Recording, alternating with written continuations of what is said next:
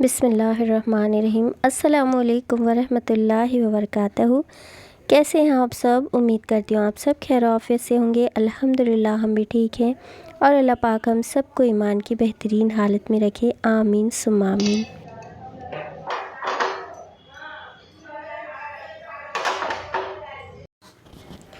तो जी ये है सुबह का टाइम और अभी तकरीबन 7 साढ़े 7 बज रहे होंगे। मैंने एग्जैक्ट टाइम नहीं देखा था। तो बस अभी मैं अम्मी की चाय बना रही हूँ और सुबह में अम्मी और मैं हम लोग जगते ही रहते हैं।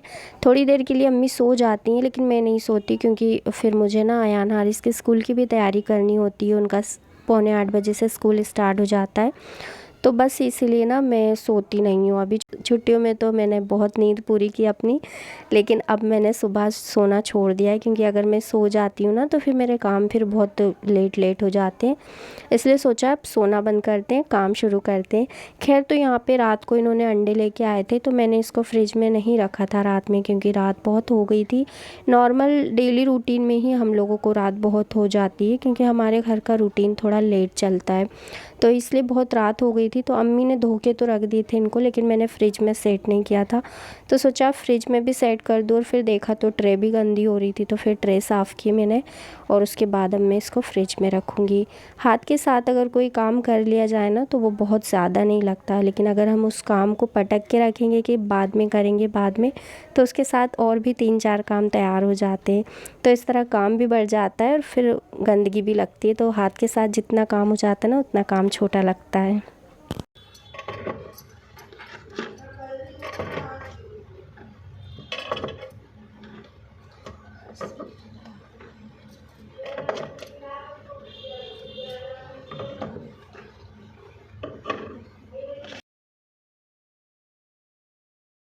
हम हाउसवाइफ़ की तो सुबह आँख खुलते से ही सारे कामों की शुरुआत हो ही जाती है। तो काम तो हमारी ज़िंदगी से लगे हैं, लेकिन कोशिश किया कीजिए कि जब भी काम करें, जब भी कोई काम का आगाज़ करें ना, बिस्मिल्लाह के साथ करें।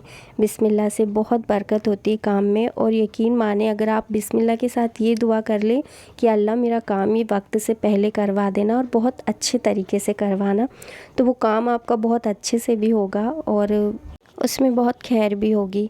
और मैंने इंशाल्लाह ये चीज़ें ना अपनाई है और मैंने इसका रिज़ल्ट भी देखा है। तो आप भी अपनी ज़िंदगी में इस चीज़ को आप भी ये चीज़ करके देखिएगा, इंशाल्लाह आप इसकी बरकतों से ना बहुत फ़ायदा उठाएंगे। खैर फिर यहाँ पे ना मैंने छोटे मोटे काम निपटा दिए और अभी तो अयान हारिस भी स्कूल जा चुके थे।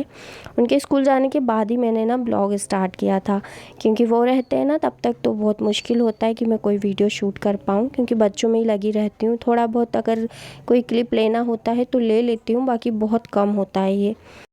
अच्छा, मैं सुबह ही से ना सोचती हूँ कि मैं कपड़े भी धो दूँ, पोछा भी लगा दूँ। जब तक घर में सब सोए हैं ना, मेरा ऐसा दिल होता है मैं सारे काम निपटा लूँ, लेकिन वो एक एक करके अगर सब घर वाले एक साथ नहीं उठते, एक एक करके उठते हैं, तो उस चक्कर में ना एक उठा उसको कुछ देना, दूसरा उठा उसको कुछ देना, या कोई ना कोई एक के पीछे एक काम ऐसा लग जाता है कि मेरे काम ना लेट हो ही जाते हैं। मैं कितनी ही कोशिश कर लूँ जल्दी करने की, लेकिन हो नहीं पाते। और एक मेन रीज़न ये भी है थोड़ा लेट होने का कि हमारे यहाँ ना खाना जल्दी नहीं बनता, और अगर खाना जल्दी बन भी जाए ना तो वो रोटी ना उन लोगों को, हमारे घर वालों को ना अच्छी नहीं लगती, क्योंकि खाना लेट खाने की आदत है इन लोगों को। तो इस वजह से ना मेरी रोटी ऐसा लगता है जैसे बहुत देर पहले बना ली, इसलिए भी थोड़ा लेट बनाना पड़ता है। खैर अल्लाह से मेरी दुआ है कि मेरे घर का रूटीन सुन्नत के मुताबिक हो जाए, और कोई भी चीज़ नामुमकिन नहीं होती। तो इसी उम्मीद के साथ मैं हर लम्हा दुआ करती हूँ कि अल्लाह ताला मेरे घर में सभी के दिल को इतना राज़ी कर दे इस रूटीन से कि सब इसके आदी हो जाए और सब सुबह जल्दी उठें और रात में जल्दी सोएं। असल में उठने को तो सब जल्दी उठ जाएं, क्योंकि किसी को कोई प्रॉब्लम नहीं है सुबह उठने में, और सब बल्कि खुश भी होते हैं। इस तरफ ना सबका दिल भी होता है सुबह ना जल्दी उठना चाहिए, लेकिन बस बात यही है क्योंकि इन लोगों की रात इतनी देर से होती है तो फिर ज़ाहिर है सुबह हमारी लेट होगी। जब आपको कोई काम करना होता है तो आप उसकी प्लानिंग एक दिन पहले से करते हो। आप सडनली कोई चीज़ करते हो तो वो परफेक्ट कैसे हो सकती है। और अचानक से हस्बैंड ने कहा कि हम लोगों को बाहर जाना है, मतलब शहर से बाहर जाना है। अभी कहाँ जाना है और किस काम से जाना है ये तो मैं आप लोगों से शेयर नहीं कर सकती, लेकिन हम लोगों को अचानक से बाहर जाना पड़ा और मेरी कोई भी तैयारी नहीं थी कहीं जाने के हवाले से। लेकिन क्योंकि मेरे हस्बैंड अकेले बहुत कम जाते हैं तो उन्होंने मुझसे कहा तो मुझे तैयार भी होना पड़ा और जल्दी से हम लोग निकल लिए। अच्छा, जिस काम से हम लोग आए थे उसमें थोड़ा सा वक्त था तो फिर हम लोग ज़ूडियो आ गए और मॉल में यहाँ पे हमने कुछ कपड़े देखे। इनको असल में मुझे कपड़े दिलाना था तो वहीं से हमने कुछ कपड़े लिए। रेडीमेड कपड़ों का था यहाँ पे तो हमने कुछ रेडीमेड लिए। उसके बाद हम लोग मार्केट से ना कच्चे पीस लेंगे। मुझे कच्चे पीस ज़्यादा पसंद है क्योंकि उसको ना फिर मैं अपने हिसाब से एडजस्ट कर लेती हूँ, तो मुझे वो ज़्यादा अच्छा रहता है मेरे लिए। खैर फिर दिन जुमे का था तो मुझे नमाज़ भी पढ़नी थी और जुमे का ना भी होता तो भी हमें तो नमाज़ पढ़नी होती है। एक मुस्लिम में और एक गैर मुस्लिम में फ़र्क ही सिर्फ नमाज का होता है। तो नमाज़ हर हाल में पढ़नी होती है, चाहे आप सफ़र पे हो, चाहे आप कहीं भी हो, किसी भी हाल में हो। अल्लाह ताला ने कहीं पे ये मेंशन नहीं किया कि आप इस हालात में नमाज़ छोड़ दो। और मेरा बिल्कुल भी ये मकसद नहीं है इस क्लिप को शेयर करने का कि मैंने सफ़र में नमाज़ पढ़ी तो देखिए मैं कितनी पढ़ाका हूँ और मैं बहुत इबादत गुज़ार हूँ। मैं सिर्फ़ इसलिए ये चीज़ शेयर कर रही हूँ क्योंकि ये मेरे रूटीन का एक हिस्सा है और बहुत सी चीज़ें मैं आप लोगों से शेयर नहीं करती, लेकिन कुछ चीज़ें मेरा दिल करता है कि मैं ये कर लूँ क्योंकि कभी कभी हमें ना किसी चीज़ को देख के बहुत मोटिवेशन मिलती है। मेरे साथ ऐसा होता है तो मैं सोचती हूँ कि हो सकता है इसको किसी को देखने से इससे किसी को फ़ायदा हो जाए। तो देखिए, नमाज़ हर हाल में पढ़नी, चाहे आप किसी भी हालात में हो, कुछ भी हो। अल्लाह ताला ने इशारे तक में आपने नमाज़ पढ़ने का हुक्म दिया है तो फिर हम नमाज़ कैसे छोड़ सकते हैं।